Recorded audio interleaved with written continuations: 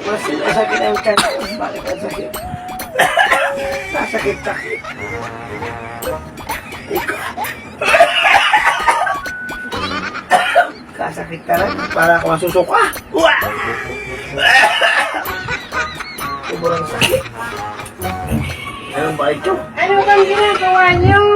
Sakit ng tiyan ko, mami. Bakit ba kasi sumakit yan? Ewan ko. Ano ba kasing kinain mo? Hinahanda mo lang naman. Yun lang. Baka na food poisoning ka. Siguro. Dapat kasi, bago ka kumain, inaamoy mong mabuti. Tinitingnan mo kung okay pa o hindi. Yung kain ka lang ng kain. Bakit? Hindi ka ba nag-uugas? Eh, Oo. Hindi ka nag-uugas. nga. Kasi na yung may kasalanan. Okay? Ako.